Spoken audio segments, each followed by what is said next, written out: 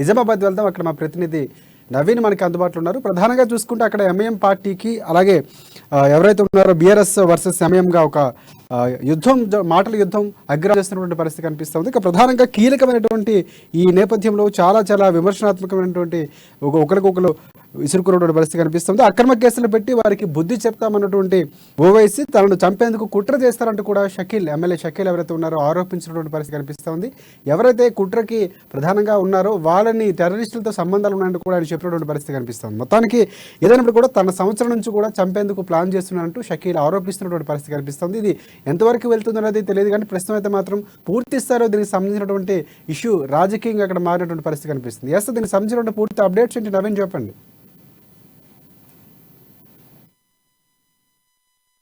Thank you Rajasekhar. Nizamabad జిల్లా Bodhan BRS అటు MIM పార్టీల మధ్య గట్టి వేస్తే బగ్గు మన పరిస్థితి మొత్తం ఉందని చెప్పవచ్చు.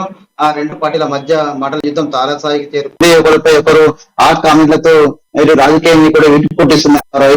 ఒకవైపు తమ నాయకులపై అక్రమ కేసులు పెట్టారని చెప్పి కూడా గత కొన్ని రోజుల క్రితం ఎంఐఎం పార్టీ చెందినటువంటి నాయకులు అసౌద్దిని వేసి ఆత్మహత్య చేయగా దీనిపై ఖచ్చితంగా తాము రానున్న రోజులు ఖచ్చితంగా బుద్ధి చెప్తామని చెప్పి వచ్చే ఎన్నికల్లో ఎమ్మెల్యే షకీల్ ను అక్కడ బోధన నుండి తమ పార్టీ అభ్యర్థిని నిలబెట్టి మరి అక్కడ ఎమ్మెల్యే షకీల్ ను ఓడిస్తామని చెప్పి కూడా ఎంఐఎం అధినేత ఓవైసీ చెప్తే ఆత్మహత్య చేశారు. దీనికి కౌంటర్ గా షకీల్ ఈ రోజు మాట్లాడుతూ ఎమ్మెల్యే షకీల్ తనకు చంపడానికి ఎంఐఎం ప్లాన్ వేశారని చెప్పి కూడా సంచలన వ్యాఖ్యలు చేశారు. అయితే శతాబ్ది ఉత్సవాలకు వెళ్లి వస్తున్న తనను చంపడానికి కూడా ఇక్కడ ఎంఐఎం నాయకులు ప్రయత్నం చేశారని చెప్పి దయ్యను కనిపెట్టిన పోలీసులు వారిని అరెస్ట్ చేసి జైలుకు తరలించారని చెప్పి కూడా చెప్తున్న పరిస్థితి మనకు కనిపిస్తుంది. ఒక సంవత్సరం నుండి వీళ్ళు తనను చంపడానికి కూడా ప్లాన్ వేశారంటూ కూడా అరెస్ట్ అయిన వాళ్ళలో కేసులు వాళ్ళపై కేసులతో పాటు రౌడీ షీట్ కూడా ఉందని చెప్పి కూడా షకీల్ ఈ రోజు చెప్తున్న పరిస్థితి కనిపిస్తుంది. వీళ్లకు టెర్రరిస్టులతో పూర్తిగా సంబంధాలు ఉన్నాయని చెప్పి వీళ్ళు నన్ను చంపడానికి ప్రయత్నించారు. వాళ్ళ వద్ద కూడా వాళ్ళ వద్ద కూడా మానవదయాలు కూడా ఉన్నాయని చెప్పి కూడా షకీల్ ఒక హాట్ కామెంట్ చేశారు. అయితే అరెస్ట్ అయిన వారిలో వారు ఇప్పుడు బోధనలో కూడా బెదిరింపులకు పాల్పడుతున్నారని చెప్పి భయభ్రాంతులకు కూడా గురి చేస్తున్నారని చెప్పి కూడా వీరిపై ఖచ్చితంగా ఇటు అరెస్ట్ అయిన వాళ్ళపై కూడా ఇటు రాష్ట్ర డీజీపీతో పాటు పోలీస్ కమిషనర్ కూడా వీరిపై పీడీ యాక్ట్ కింద కేసు నమోదు చేయాలని చెప్పి కూడా షకీల్ ఒక కామెంట్ చేశారు. అయితే దీనిపై అయితే గత కొన్ని రోజుల క్రితం దశాబ్ది ఉత్సవాల్లో భాగంగా ఇటు బోధనను నియోజకవర్గంలో వెళ్తున్నటువంటి ఎమ్మెల్యే షకీల్ కు ఎంఐఎం నాయకులు కనుమని అడ్డుకున్నారు. 9 సంవత్సరాల పాలనలో ఎలాంటి అభివృద్ధి కార్యక్రమాలు చేపట్టారు, అయితే తమ వార్డులో కూడా ఎలాంటి అభివృద్ధి కార్యక్రమాలు చేపట్టాలని చెప్పి కూడా ఎలాంటి అభివృద్ధి కార్యక్రమాలు చెప్పాలని చెప్పి కూడా అక్కడ ఎంఐఎం నాయకులు అడ్డుకున్న పరిస్థితి కనిపిస్తుంది. దీంతో అక్కడ నుండి వెళ్ళిపోయినటువంటి షకీల్ ఇటు పోలీసులకు ఫిర్యాదు చేశారు. తనకు చంపడానికి ఇటు ఎంఐఎం నాయకులతో పాటు కార్యకర్తలు కూడా వచ్చారని చెప్పి వాళ్ళ దగ్గర మారణాలు కూడా ఉన్నాయని చెప్పి కూడా పోలీస్ స్టేషన్ కేసు నమోదు చేశారు. అయితే ఎమ్మెల్యే షకీల్ ఫిర్యాదు స్వీకరించిన పోలీసులు 2 ఎంఐఎం కార్పొరేటర్లతో పాటు 6 ఎంఐఎం నాయకులు కార్యకర్తలని కూడా ఇటు పోలీసులు అరెస్ట్ చేశారు, కోర్టుకు జైలుకు తరలించారు. అయితే దీనిపై స్పందించినటువంటి ఎంఐఎం అధినేత ఓవైసీ ఎవరైతే తమ కార్యకర్తలు ఉన్నారో అక్కడ జిల్లా కేంద్రంలోని జైలుకు వచ్చి అక్కడ వారిని పరామర్శించినటువంటి ఓవైసీ ఇక్కడ నిజామాబాద్ లో ఒక మీడియా సమావేశంలో మాట్లాడుతూ వచ్చే ఎన్నికల్లో నిజామాబాద్ నుండి ఖచ్చితంగా పోటీ చేస్తామని చెప్పి, ముఖ్యంగా ఎక్కడ నుండి పోటీ చేస్తామో త్వరలో ప్రకటిస్తామని చెప్పి కూడా కామెంట్ చేశారు. ముఖ్యంగా ఎవరైతే తమ నాయకులపై అక్రమ కేసులు పెట్టారో వాళ్ళపై ఎవరైతే దీనికి సంబంధించినటువంటి షకీల్ పై కూడా ఖచ్చితంగా రానున్న రోజుల్లో ఎన్నికల బుద్ధి చెప్తామని చెప్పి రానున్న ఎన్నికల్లో కూడా అక్కడ నుండి తమ పార్టీని నిలబెట్టి మన అభ్యర్థిని నిలబెట్టి షకీల్ ని ఖచ్చితంగా ఓడిస్తామని చెప్పి కూడా ఓవైసీ చెప్తున్న పరిస్థితి కనిపిస్తుంది. అయితే కేసీఆర్ కుటుంబం కోసం ఆ కవిత గెలుపు కోసం కూడా తమ కార్యకర్తలు కష్టపడితే ఇటు షకీల్ ఇక్కడ బీఆర్ఎస్ పార్టీ నాయకులు పడతాం తమ నాయకులపై కార్యకర్తలపై అక్రమ కేసులు బడాయిస్తున్నారని చెప్పి కూడా ఓవైసీ చెప్తున్న పరిస్థితి కనిపిస్తుంది కామెంట్ చేశారు. అయితే దీనికి ఈ రోజు స్పందించే షకీల్ తనను కుట్ర చంపడానికి కూడా ఓవైసీ ఎంఐ పార్టీ చెందినటువంటి నాయకులు కుట్ర పన్నారని చెప్పి చెప్పడం ఒక హాట్ కామెంట్ గా తెలుస్తుంది. మొత్తం మీద ఈ 2 పరిణామాలు చూస్తుంటే ఒక బోధనలో ఒక్కసారిగా ఇటు ఎంఐఎం ఇటు అధికార బీఆర్ఎస్ పార్టీ మధ్య మాటల యుద్ధం తారాస్థాయికి చేరిందని చెప్పవచ్చు రాజశేఖర్.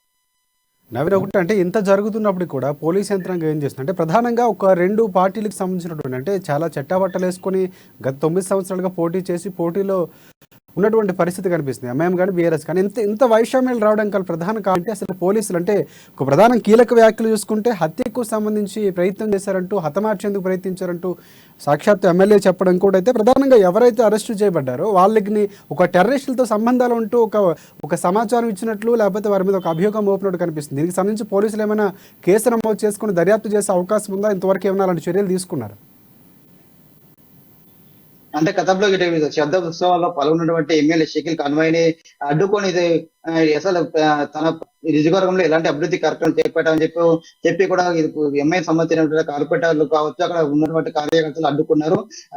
ఇటు కాన్వాయ్ని కూడా ముందుకు వెళ్ళే ప్రయత్నం వెళ్లకుండా కూడా అడ్డుకున్న పరిస్థితి కనిపిస్తుంది. దీంతో తమపై మారణాయాలతో అక్కడ ఉన్నటువంటి ఎంఐఎం సంబంధించిన కార్యకర్తలు తమపై దాడు అత్యాయత్నం చేయడానికి ప్రయత్నించారని చెప్పి కూడా బోధన ఎమ్మెల్యే షకీల్ పోలీసులు ఫిర్యాదు చేశారు. అయితే పోలీసుల ఫిర్యాదు మేరకు కేసు నమోదు చేసిన పోలీసులు ఎవరైతే గొడవల ఉదంతంలో పాల్గొన్నారో వారిపై కూడా క్రిమినల్ కేసులు నమోదు చేశారు. చేయడంతో పాటు వారిని జిల్లా జైలుకు కూడా తరలించడం జరుగుతుంది. అయితే దీనిపై కూడా ఇప్పుడు పోలీసులు కూడా ఇంతవరకు స్పందించిన పరిస్థితి ఇంతవరకు కూడా స్పందించలేదు. ఎందుకంటే ఇక్కడ జైల్లో ఉన్నటువంటి తమ కార్యకర్తలు పరామర్శించినటువంటి ఎంఐఎం నాయకుడు అసదుద్దీన్ ఓవైసీ కూడా ఇవి అన్ని పూర్తిగా అక్రమ కేసులు అని చెప్పి కూడా పూర్తిగా రాష్ట్ర వ్యాప్తంగా ఇటు బీఆర్ఎస్ పార్టీ అధికారం రావడానికి కూడా తమ ఎంతో కృషి చేశామని చెప్పి అలాంటి తమపై కూడా అక్రమ కేసులు బనిస్తున్నప్పటికీ కూడా ఇంతవరకు ఇటు సీఎం కేసీఆర్ కావచ్చు, కేటీఆర్ కావచ్చు, ఇక్కడ ఉన్నటువంటి కేసీఆర్ కూతురు ఇంతవరకు కూడా స్పందించాలని చెప్పి కూడా మండిపడుతున్న పరిస్థితి కనిపిస్తుంది. అయితే రాను ఖచ్చితంగా బీఆర్ఎస్ పార్టీకి తాము గట్టిగా బుద్ధి చెప్తామని చెప్పి ఇక్కడ నిజామాబాద్ జిల్లాలో ఖచ్చితంగా తాము అభ్యర్థులను పెట్టి బీఆర్ఎస్ పార్టీకి నాయకులను ఓడిస్తామని చెప్పి కూడా చెప్తున్న పరిస్థితి కనిపిస్తుంది. అయితే దీంతో స్పందించినటువంటి షకీల్ ఈ రోజు తనపై కుట్ర ఇటు అత్యాచారానికి ఇటు ఎంఐఎం పార్టీ కుట్ర పన్నారని చెప్పి కూడా చెప్పడం మాత్రం ఒక హాట్ కామెంట్ అని చెప్పవచ్చు. అయితే దీనిపై కూడా పోలీసులు ఇంతవరకు కూడా ఎలాంటి చర్యలు ఎందుకైతే తన వారిపై ఎప్పుడు ఆ రోజు ఎవరైతే షకీల్ పై కూడా దాడి యత్నానికి పాల్పడ్డారో అక్కడ అమ్మాయిని అడ్డుకున్నారో వారిని మాత్రం అరెస్ట్ చేసి జైలుకు పరిస్థితి మాత్రం కనిపిస్తుంది. రాజుగా ఒకటి ఫైనల్గా అంటే ఒక భయభ్రాంతులకు గురి చేసే కామెంట్స్ కూడా ఎమ్మెల్యే చేయడం జరిగింది. అంటే ఒక టెర్రరిస్టులతో సంబంధాలు ఎవరైతే అరెస్ట్ చేయబడ్డారో ఎంఐఎం నేతలకి సంబంధాలు ఉన్నాయని చెప్పడం అనేది ఒక రకమైనటువంటి ప్రజల్లో వైషమ్యాలు కానీ లేకపోతే భయభ్రాంతులకు గురి చేసేటటువంటి ఒక అంశం కాబట్టి పోలీసులు దీని మీద ఎలాంటి యాక్షన్ తీసుకునే అవకాశం ఉందో కూడా తీసుకుంటే కనుక ప్రధానంగా ఇంకోటి మీరు అన్నట్టు ఇంతవరకు కూడా కేసీఆర్ కానీ కేటీఆర్ కానీ ఎవరు స్పందించినటువంటి పరిస్థితి కనిపిస్తుంది. ఇంతవరకు ఈ విషయం హైకమాండ్ వరకు వెళ్ళిందా? బీఆర్ఎస్ హైకమాండ్ కేసీఆర్ వరకు చేరుకుందా? ఎవరైనా తీసుకెళ్లే ప్రయత్నం చేశారా స్థానిక నేతలు? అసలు ఎలా ఉండబోతుంది పరిస్థితి? మీదున్న సమాచారం ఏంటి? అంటే ముఖ్యంగా చూసుకుంటే నిజామాబాద్ జిల్లా బోధన్ ప్రాంతం మొత్తం ఒక సమస్యాత్మక ప్రాంతం అని చెప్పవచ్చు. ఏంటంటే చాలా మటుకు ఒక వర్గం చెందిన వారు కూడా ఎక్కువ ఉండడం మరోవైపు కూడా ఎక్కడ ఇటు ఉగ్ర దాడులు జరిగిపడి కూడా దాని మూలాలు బోధన్ నిజామాబాద్ జిల్లా బోధన్లో కూడా ఉంటూ వస్తుంది.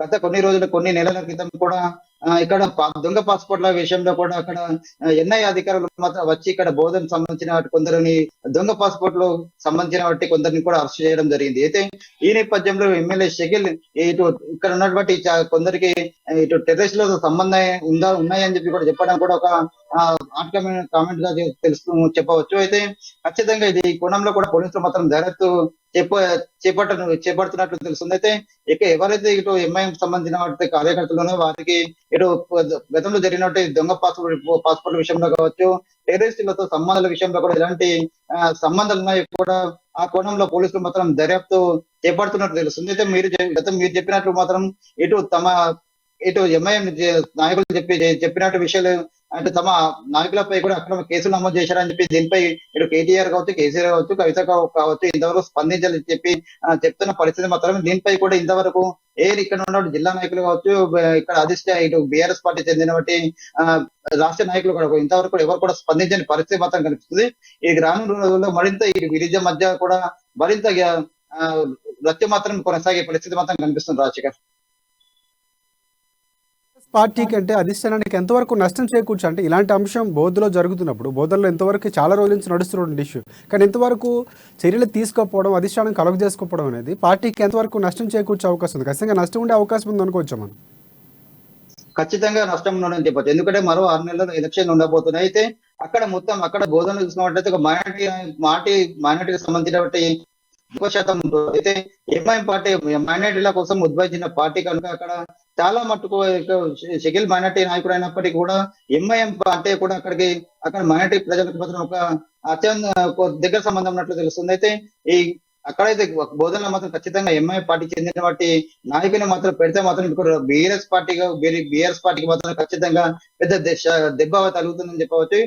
బోధనతో పాటు నిజామాబాద్ జిల్లాకు సంబంధించి ఇటు నిజామాబాద్ టౌన్ లో కావచ్చు, ఇంకా చాలా ప్రాంతాల్లో కూడా తమ అభ్యర్థిని మాత్రం నిలబెడతామని చెప్పి కూడా ఓవైసీ చెప్పడంతో నిజామాబాద్ జిల్లాలో మాత్రం నిజామాబాద్ జిల్లాతో పాటు రాష్ట్ర వ్యాప్తంగా కూడా ఒక భారీ దెబ్బ మాత్రం షాక్ మాత్రం చెప్పవచ్చు రాజశేఖర్.